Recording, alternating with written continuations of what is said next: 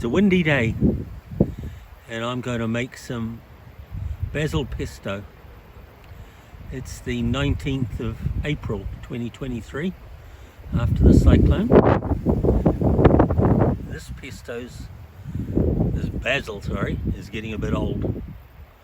It'll probably still do the job, but I've got a better one.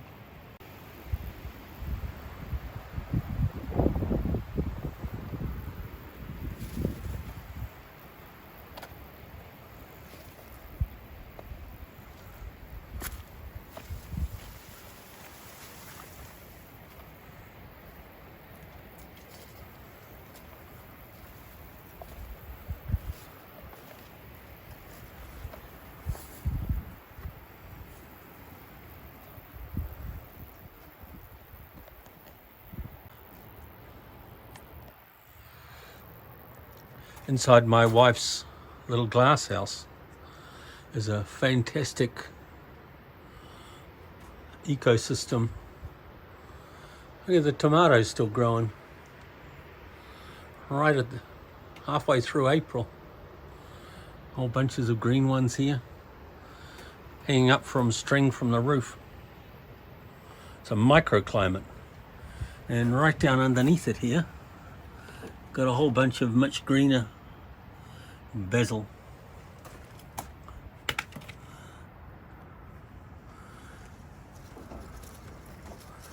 I'm going to pick it.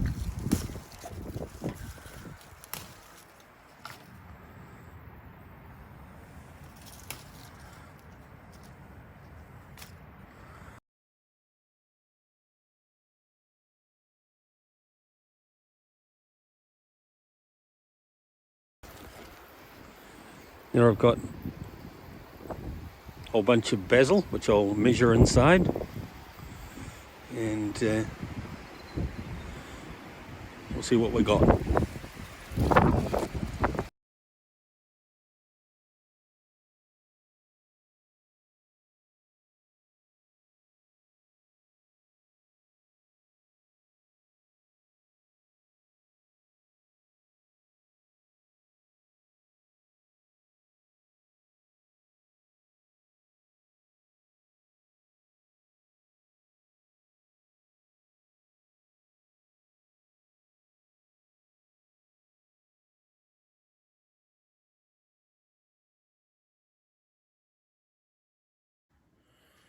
Okay, I've got my 2 cups of basil, olive oil, salt, pepper, half a lemon, pine nuts, garlic, a bit old, but yeah, and Parmesan cheese.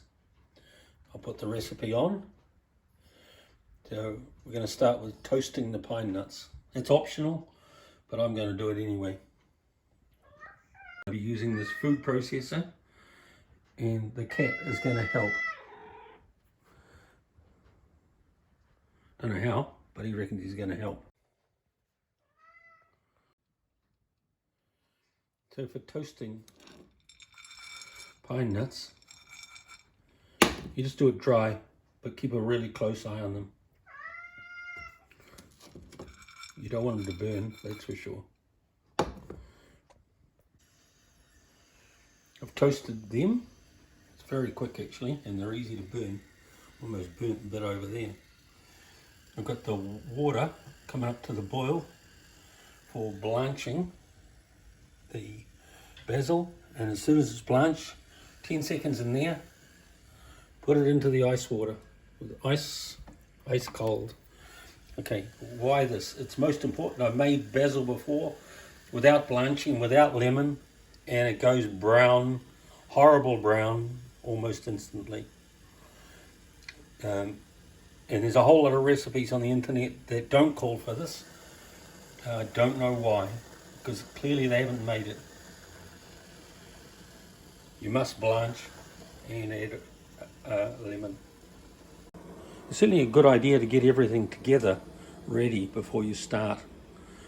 Right up to your food processor, because you need to process it all quite quickly.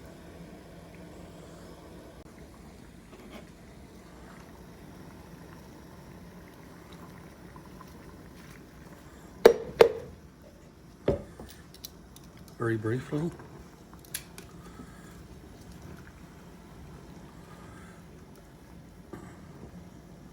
Watching the timer on my phone.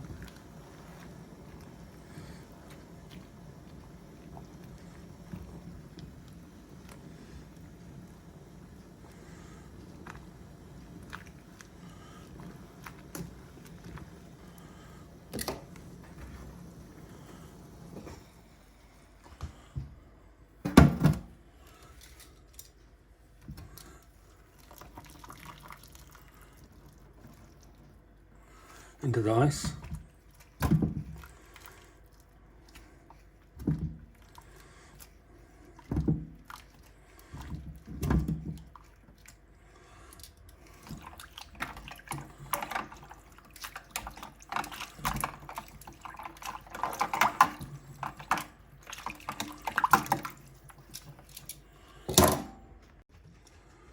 Just draining that off.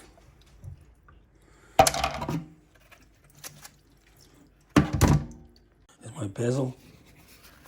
Now we squash it up.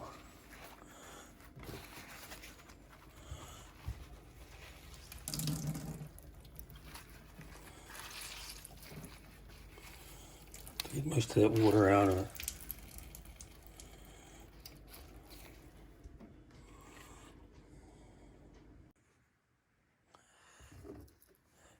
In goes the garlic.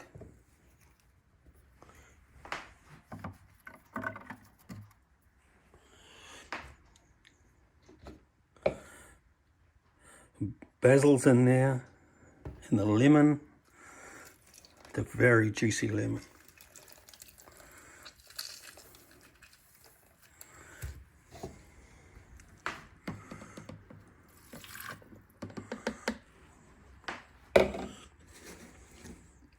And these pine nuts are going in.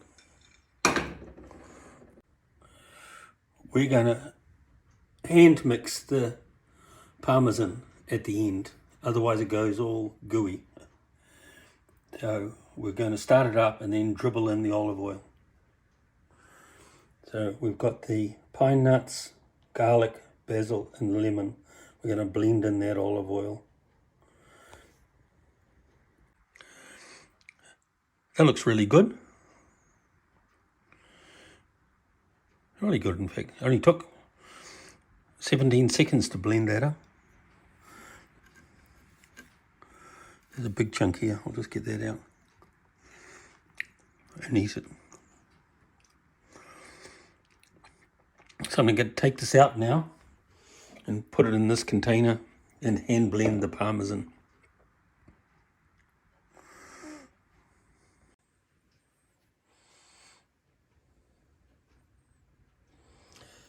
The parmesan going in,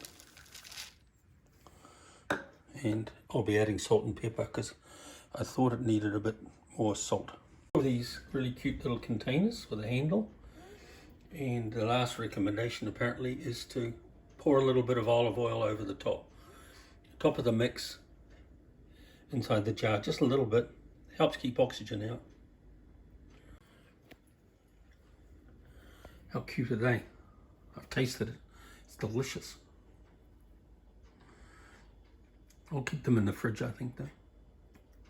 So far, they're still perfectly green. If you make it without the blanching or without the lemon, they would be dark brown by now.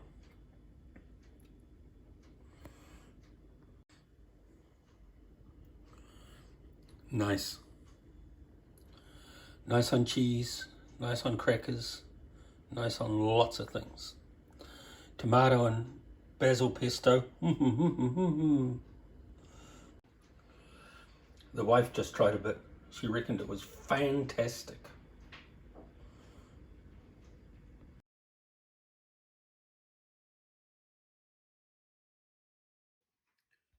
Pesto makes everything delicious.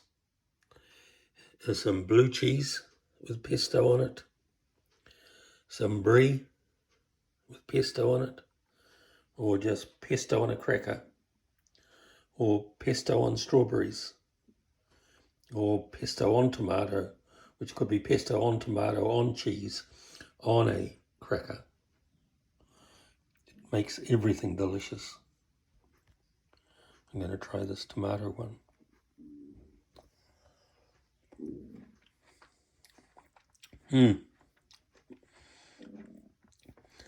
The saltiness is just delicious. The cat's meat.